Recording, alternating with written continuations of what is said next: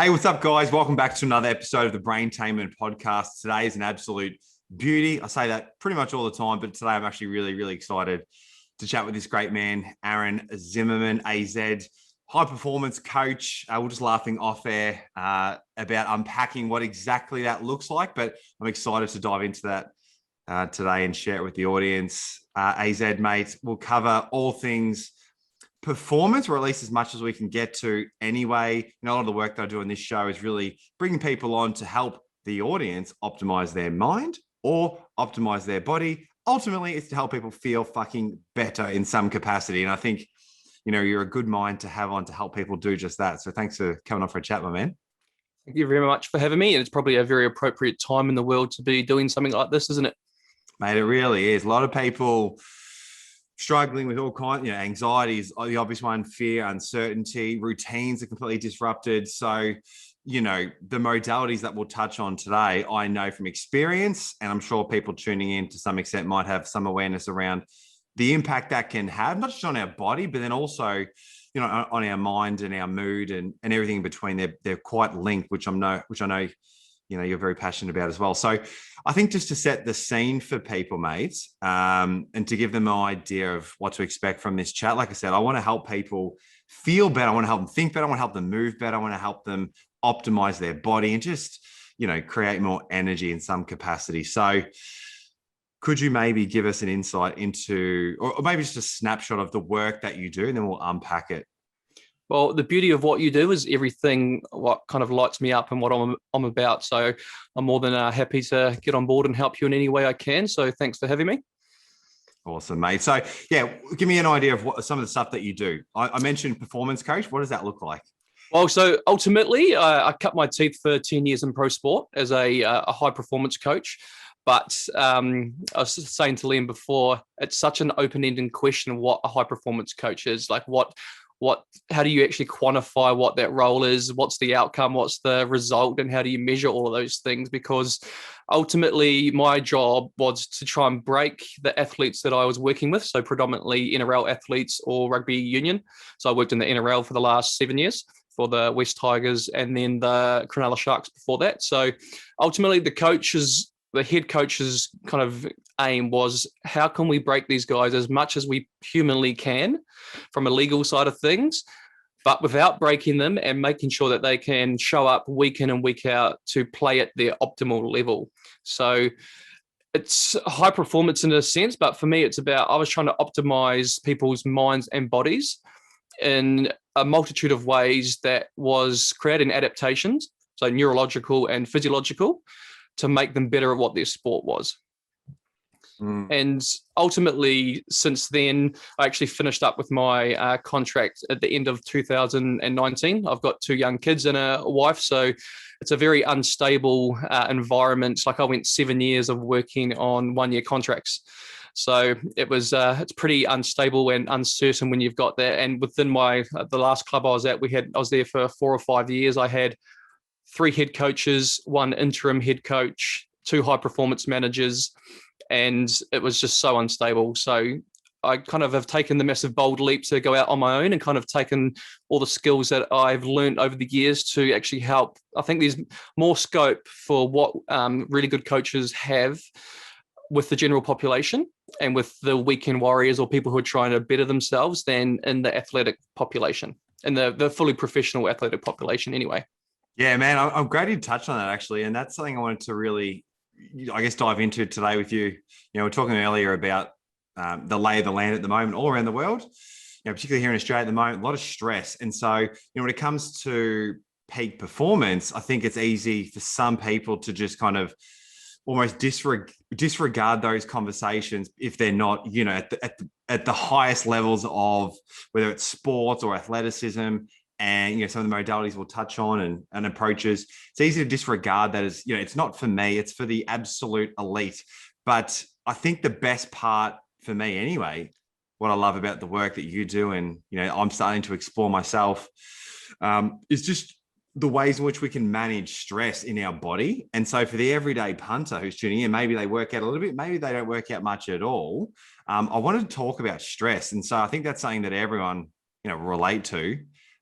We had some conversations when I was up in Byron, what that looked like. And it's just super fascinating. So from your mind, mate, in terms of your approach, what, I guess probably a good place to start is what kind of impact is stress having on the body? And then how can people start to, I guess, to mitigate some of those negative effects? Well, the way I kind of look at stress, ultimately, everyone is going to be exposed to some form of stress or resistance in their everyday life. If we're ever wanting to get ahead in our health and training and weights and personal development and learning a new skill, learning a new language, starting up a business, we have to go through a period of stress, uncertainty, resistance to get to what we want on the other side of that. We are in such a time in our lives where people are trying to actually distance themselves from stress, not actually want to expose themselves to uncomfortable situations. And because of that, we're actually detraining ourselves, from my point of view anyway, in a multitude of ways, which is actually not giving us the skill sets to handle what is going on and what is inevitably going to happen in our lives.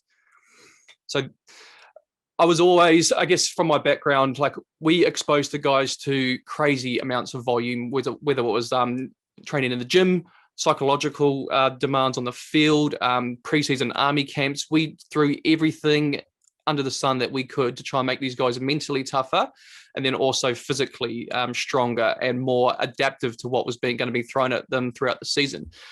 And that has always been my approach to my own health as well. Like not one to shy away from exposing myself to difficult situations, because I understand that the more my body is exposed to specific stressful environments, my stress response system will become more adaptive to deal with those over time. And therefore I can actually make better decisions when I'm under stress. Like one of my biggest quotes that I use is that when emotion is high, intelligence is low. And for very understanding reasons, like when we are under the pump, our physiology will respond accordingly. And if we're in a place of fight or flight, how are we ever going to be able to make rational decisions when we're thinking we've got a tiger after us, or I'm going to be mugged when I'm walking down the street, or God, I'm thinking fear is coming towards me every 5 seconds? Like, how are we supposed to make rational decisions when we're in that state? So, mate, I think what I like about that approach and what you kind of unpacked there a bit is looking at how you can attack the body almost, whether it's with athletes or whoever, as a way to build mental resilience. You know, I think for a lot of us, when we're stressed or we're finding ourselves mentally fragile in some way, it's easy just to go to try and address the mind in and of itself. And listen, I got no beef with that. You know, we're laughing off there again about how much, you know, I love the world of personal growth, and you know, I'm constantly reading, constantly listening, and trying to upskill my mind. But that's only one part of the puzzle I've found, particularly when it comes to stress. So, what are some ways? And you kind of mentioned, alluded to it a little bit there, but what are some ways we can start to go about introducing our body to these stresses, such that we can kind of improve that stress response, so that, you know, when the inevitable challenges of life come up, we're far more equipped to manage those? Well, I always everything I do, I try and reverse engineer the whole process. I guess this coming from my sports science background, I always try and find meaning and unpack things in a way that gives me a better framework to approach the problem from. So to give an example or some context in that, for me, I try and think about, so where is stress present? So obviously stress is formed within the brain. So there's actually, it's a little bit of may cause a few issues. I know there's incredible difficult things that people go through, but I don't believe there's actually a stressful thing in our life. The meaning and attachment we attach to a specific event or a process is what is actually going to create the stress in our body, in our physiology, and then our response to that. So 100% there are people that have gone through some unbelievable shit in their life, but the meaning and the attachment, and then the downward spiral, or the just the self-talk that we have around that specific event, is what's going to cause our stressful response to it. So once we understand that, I'm not discrediting or just saying that did not happen. It's not. So obviously we have had stressful things in our life and we are stressed from it. But once we understand that, we have the ability to actually reframe that, and then in turn reframe our body's response to it, is hugely empowering. Mate, no, I agree aggressively. I've spoken about it at length in the show. You know, it's the old adage of nothing's good or bad, it's our thinking that makes it so, and that's just a reality of life. So I know firsthand the impact that stress can have, whether it's, you know, something as significant as past traumas or just the everyday grind, and how much we can hold that in our body, and that just leads to fatigue. And it's interesting, you know, I work out pretty aggressively and I feel amazing when I do, and I eat like wildly disciplined. You're nothing but like, I only eat meat and veg. You got about 8 meters of height to fill. That's right. Exactly, mate. A couple of steaks a day, a few salad. But the point I want to make is I do a lot of the right stuff, yet still I can really fuck myself over with just whether it's overthinking or just a lot of it's you don't even notice. And that's probably the most sinister part, how stress can build up, which I know you've spoken about before. So I know firsthand the impact that stress can have on our body, and then just this fatigue that comes and affects all these other areas of our life. You can't be as good of a business person, entrepreneur, or as good of a partner or whatever it might be. So what are some things that I could consider to do? And admittedly, if you're listening and this is kind of a new space for you, you're probably not going to, wake up tomorrow and introduce a 5-hour routine every morning and do every modality under the sun. But I know ice baths, cold therapy is something I've explored. Breathwork, something that I feel like I'm still quite a novice at, but I've seen tremendous results in other people and just looked into the science. It's really interesting. Let's maybe start with a couple of those and unpack them in terms of best practices. So let's maybe look at breathwork as a way to kind of mitigate that stress response. And I'm guessing people are listening right now going, yeah, fuck, I know that feeling of just being fatigued and like cognitively drained and my body just not performing to the extent it should. So what are some kind of basic best practices when it comes to breathwork for people to consider? Good question. What I may first do is actually answer the previous question properly, because we kind of got sidetracked. Yeah, sure. So because stress is presented or created within the brain, I start to think, okay, if stress is manifested and in the brain, what can I do then to my body to take myself out of my brain? So that's how I reverse engineer the process. Okay, so what modalities do I know or I can utilize that is really body focused, that really makes you stop thinking about what's going on in the world, which will then create that process of de-stressing. So a massive one. So I guess the main ones I do is movement. So all kinds of movement. So yoga, stretching, running, weights, swimming, speed work, anything that's going to create an expression of your body is going to take you out of your mind. So then I try and think, okay, so what else can we be doing? So in sport, we used to always get guys into ice tubs, not actually ice tubs, but in cold water. So anything between like 8 to 12 degrees for a form of recovery. So I used to always do that. And I thought, okay, so if we're getting in the water, obviously it's cold as fuck. So we're going to be taking our mind away, or our thoughts away from what's going on into our head and focusing on our body. So that's when I started to look probably 5 to 6 years ago into cold water immersion for mental health and mental training. So I promise you, if you get into an environment that's really hot or really cold, I promise you will not think about what's going on in your life. And it is the most freeing experience you can ever get, because there's not many times in our life that we are actually truly present in our body and not mulling over what's going on in our life, what we need to fix. My wife's nagging me about this. We've got COVID jab coming up. We've got all these things that we could be focusing on. I promise you, if you get in an ice tub that's it's 3 degrees, you will not think about any of your problems. You will just focus on your body. And because of that, your body's response after that experience is euphoric. So it's long. So that's the part I fucking love. So it's not just that moment, whether it's 30 seconds, 3 minutes, 5 minutes exposure.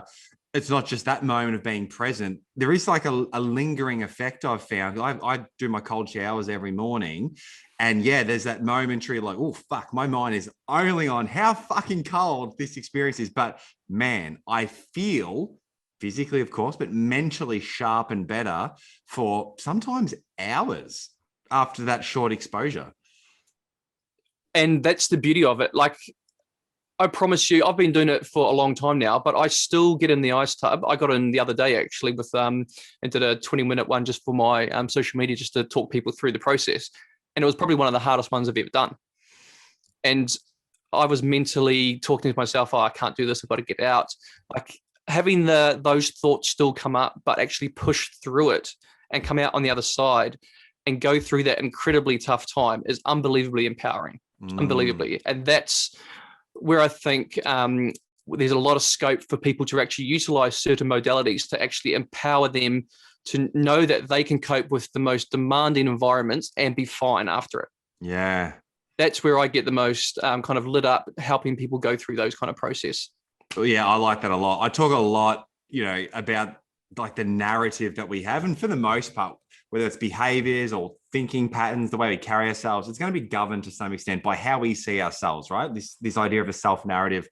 And one easy tool, that I've used in my own life to kind of shift that. I remember it was a period of time, I've spoken on this platform about, had a really nasty head injury 6 years ago, brain injury, and my self-image, my narrative became extremely disempowering. And a large part of kind of building that up was, not saying out loud, but then also doing things to support it.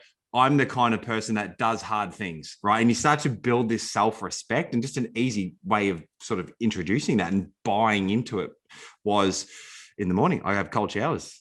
The physiological benefits are excellent, but then also, hey, I'm the kind of person that starts my day like this. And then, like you alluded to, AZ, is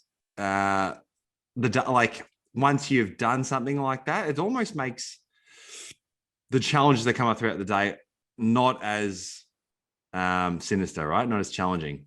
100%. So I initially, junior at university, we kind of got exposed a little bit to cold water immersion for recovery. And I kind of just didn't really touch or explore it that much, probably 4 or 5 years after it. But as I was getting into professional sport, I was working part-time in both as a personal trainer and also in Teamland. And I started to try and learn a lot about cultures, what kind of drove really good cultures. And I came across the Brisbane Broncos CEO by the name of Paul White. So he was actually going through chemotherapy at the time. He had brain cancer, and he was a real influential figure in the club. Players loved him. So they decided to do a documentary on just followed him for a week and just tried to get his mindset of how he's approaching what he's going through, and then also how he's showing up in all of his daily tasks. And the one thing that's hit home with me from what he talked about, and I still think about it every day, is that he said, if I wake up in the morning and I know I have to have the cold shower as soon as I wake up, that is the hardest thing I honestly have to go through throughout my whole day. And if I've done that, as soon as I've woken up, I've won the day. And ever since then, it's kind of stuck in my brain. Said he's 100% right. Like, doing something that you truly automatically say, I'm not doing that. There's no way I'm doing that. If you can actually override that autonomic response and actually say, fuck that, I'm actually going to do it, and you have experienced it, it's unbelievably empowering. Like, nothing else will actually phase you during the day.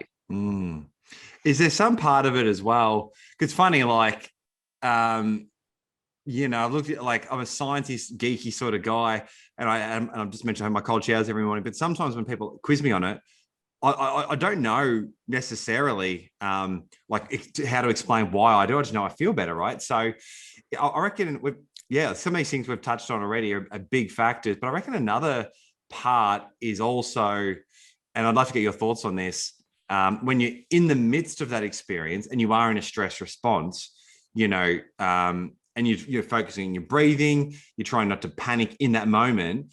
Are you essentially training your nervous system, your body, your mind, whatever? Are you training yourself to remain calm in stressful situations? Is that sort of like an ongoing effect as well?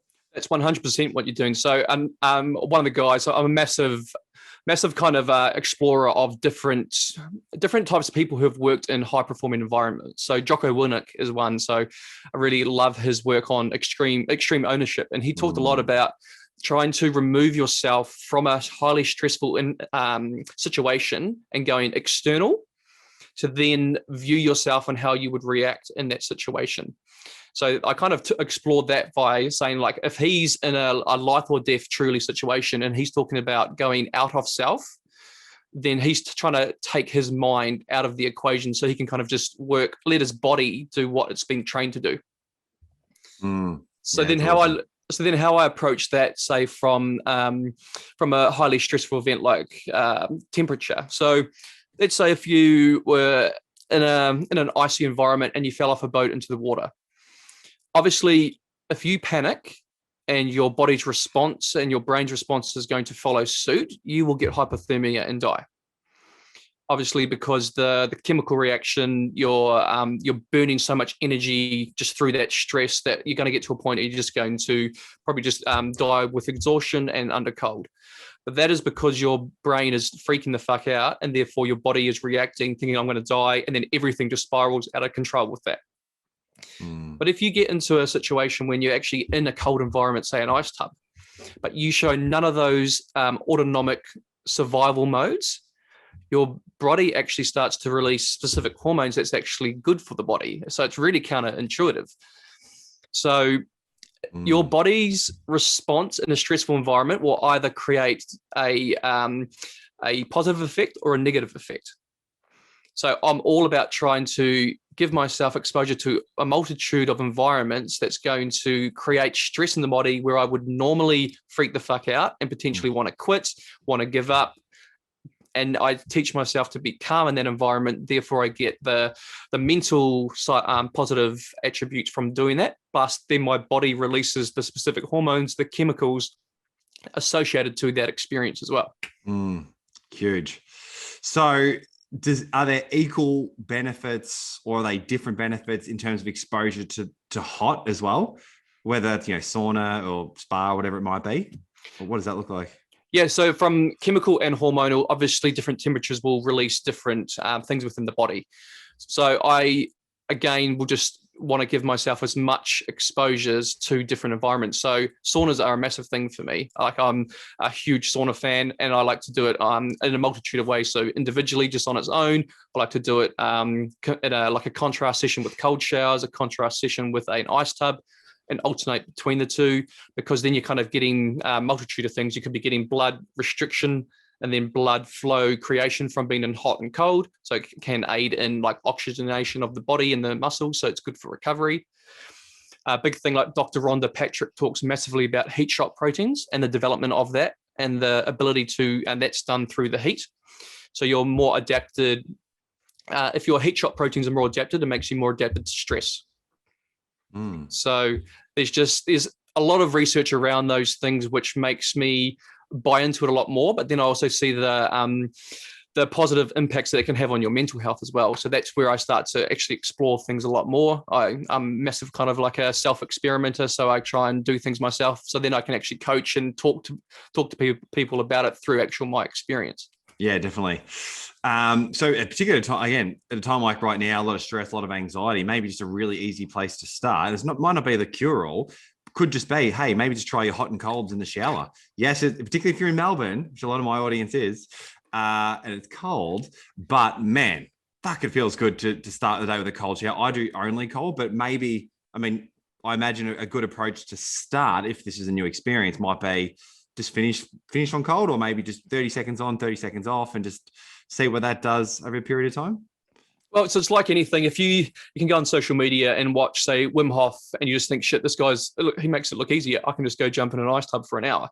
But obviously, we've got to look at everything within specific context, but then how does that apply to you and your current state? Yeah. So if you're going from a place of absolutely nothing, you're highly stressed at the moment, you trying to go and do a 5-minute cold shower straight away is going to just absolutely give you head noise. So we've got to be smart about how we expose yourself and then periodize your exposure over time. So what I always recommend is for people who want to explore this and try and actually learn more about this is you just go and have your normal shower, and then at the end of it, you just give yourself a cold exposure, but don't do it for time. You do it for breath. Let your body response tell you how long you're in there for. So what I mean by that is, how about you just go in there for 10 breaths? And you've got to be in there for a nice, calm 10 breaths before you can get out. I like that. And then over time, we expand on the breaths. We start to get you in tune with, okay, how's my body responding when I'm going from hot to cold? Am I getting that the gasp effect, or am I calm? Am I tense? What's my internal dialogue before I get into it? Because that tells you a lot. The thing about the ice tub for me, just going on a tangent, is that it tells me what my mental state is about myself and about my environment at that point. So when I get into it, I'm saying, shit, I can't do this. I'm freaking out. I don't believe in myself. Like, all of those things will pop up when I'm maybe under a stressful time of my life, or when I'm going through a challenging thing, say with my business startup. So for me, I push myself through that because I kind of relate it back to what I'm going through in my life. That's huge. Wow. Yeah. I do the same. And I hadn't actually kind of put it in those words until just now. So yeah, that's interesting. I love that. Yeah, it's cool. So then let's say you've got up to about 20 to 30 breaths after your hot shower going into cold.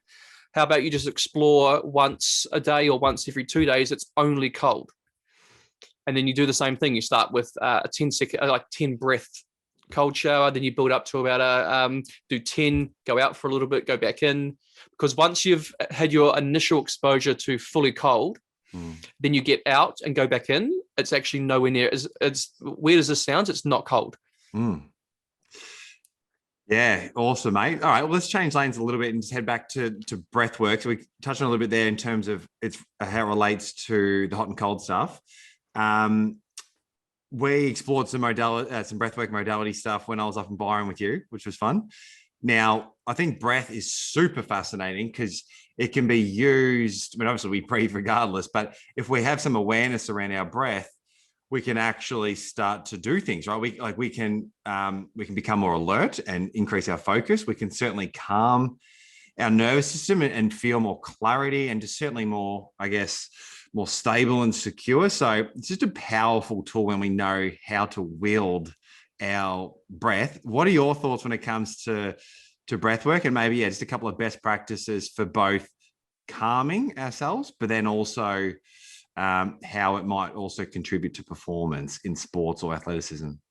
So when you hear people talk about breath, people think, well, I'm breathing thousands of times a day. Like, surely I know how to breathe. And yes, yeah, you're right. From an autonomic, unconscious side of things, you are understanding how to breathe, and you are breathing. But the breath is hugely powerful in deregulating your system in a very fast manner. So I really started to explore this probably a couple of years ago when Wim Hof came out. He was massively popular. People were thinking he was like the next big thing. But then the cynic and the scientist in me was thinking, shit, how is this actually real? Is it not? So then I started to do some research around the scientific efficacy of what he's been doing. And there's actually a really cool book called Can't Hurt Me from Scott Carney. And he's an investigative journalist who actually went to debunk Wim Hof and actually just write everything that was wrong with him.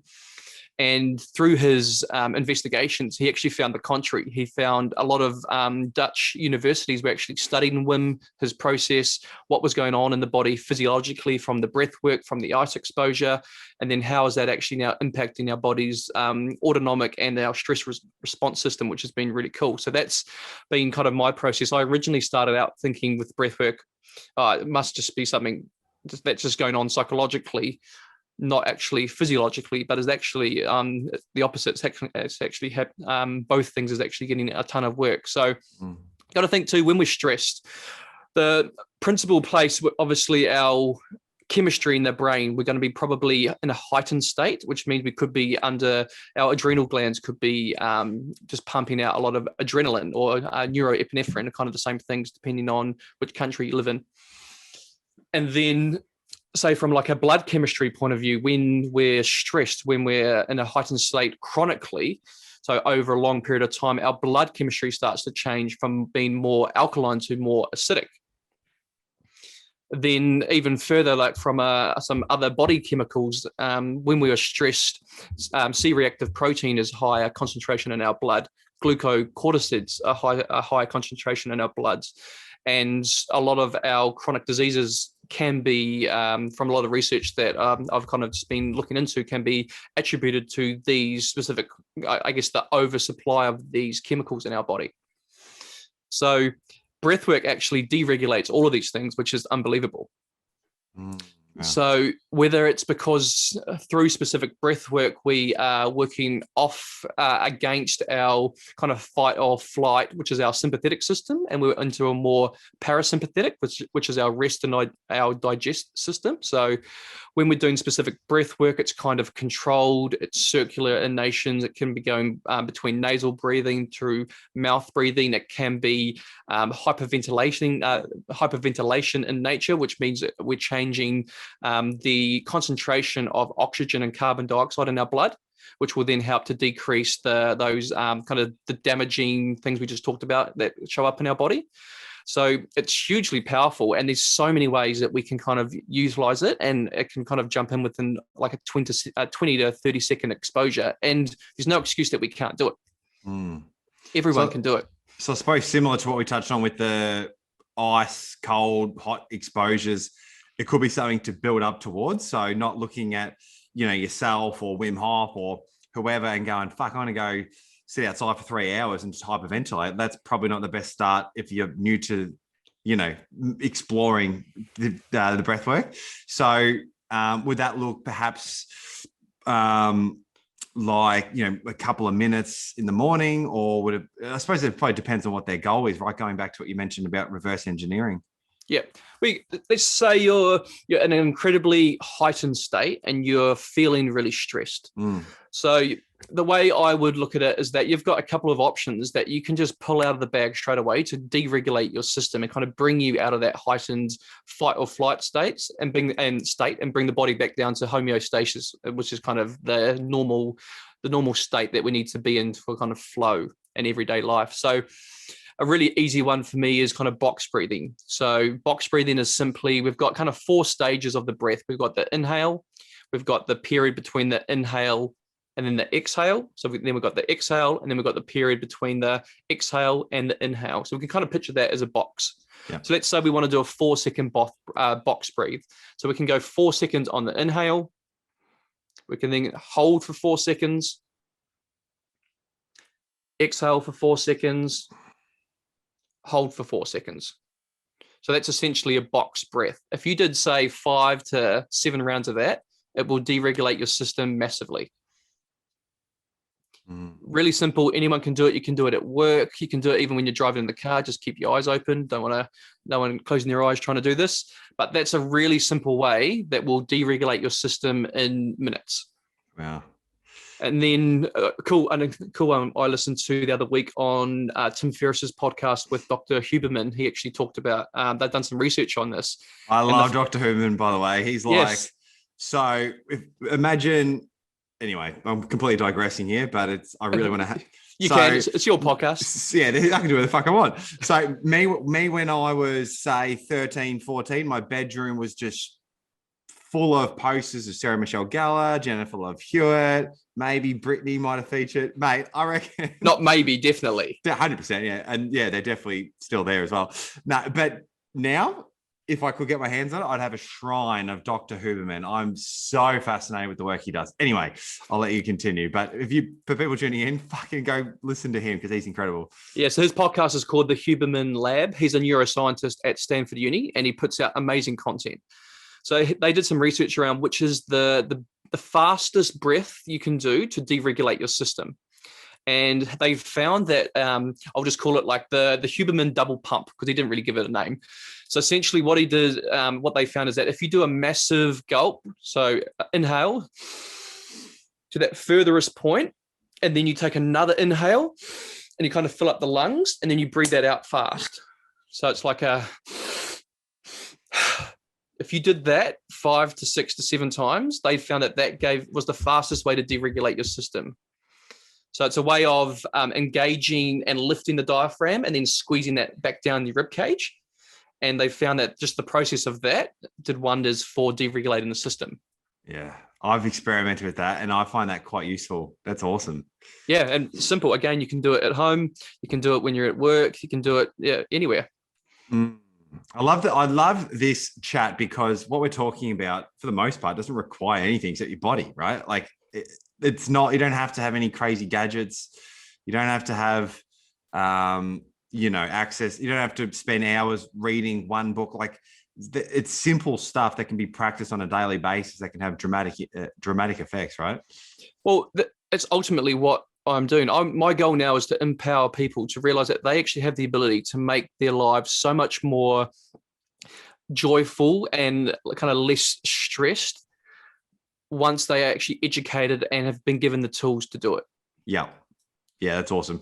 For me personally, and I reckon, and everyone's going to be different.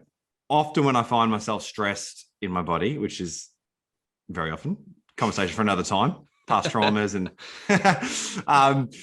but for me, it's interesting because I'm very logically driven. Like I feel like my cognitive capacity is always on overdrive. I'm always like, and I'm aware of whether it's like 101 different sort of quotes or references or snippets of science, which is really useful. But before I've tried to train myself before my mind goes there to make myself feel better, to kind of lean into that self-narrative or the identity, some of the stuff that's a little bit more abstract, but super powerful. Before I go there, I want to do something with my body at first, almost set myself up to allow the thoughts that then are directed to actually have a positive impact, if that makes sense. And, the example I like to give people is if you're, wildly stressed, anxious, frustrated, angry, and then you go pick up a book and try to change your life from 10 pages of a book, even though the content subject matter of what you're reading there is wildly beneficial and useful, it just might not land if you're physiologically not in a state to kind of absorb that, right? So attacking the body first, even if it's just a little bit to set yourself up, is kind of my 1-2 combo. Which is perfect. Like I kind of look at it as well. So we can do every course under the sun, every personal development video, YouTube. I can give you my probably best training program I've ever created, just in written form. We're not going to get anywhere in our life unless we create action and actually move towards what we're trying to do and actually experience the resistance of trying to do that. So once we understand that I'm not going to get any better if you push me, I'm only going to get better if I push myself. Once you understand that if you're in control of your driver's seat and your destiny, you just have to have the balls to go out and experience it. Then you'll have experienced true freedom on the other side of that. But I love that. I reckon it's a great place to wrap things up. We touched on some really tangible stuff for people to start exploring. And of course, for anyone that wants to learn more, I encourage you aggressively to connect with this great man on socials. I know he does some programs. And like I said, we only touched on a snippet of the science stuff. So if you like to geek out like I do and want to learn more, I'm sure I'd be happy to connect with you. So AZ, mate, how do we find you? Are you in the interweb somewhere? I am indeed. So my social media handle on Instagram is a2zstrength.com, A to Z strength. So just A and then the number 2 Z strength. If anyone wants to get in contact with me, send me a message on that, or just send me a message, email on aaron@a2zstrength.com. But I'm more than happy to help anyone else with their journey if they've got questions. Like this is kind of what I'm going to be doing full time now. So I'm more than keen to explore what people are wanting to do, where they're kind of limited and kind of what they want to explore most importantly. Love it, brother. It's pretty evident you know your stuff. And that's really important when it comes to experimenting, exploring new ideas, I think, is to have a trusted advisor. And, I think you're doing wonders in the work that you're doing, mate. So I appreciate you carving out the time to connect with us this morning. And I look forward to maybe a part 2, mate. We'll go a bit deeper again. Not a problem. Loved it. Thank you very much.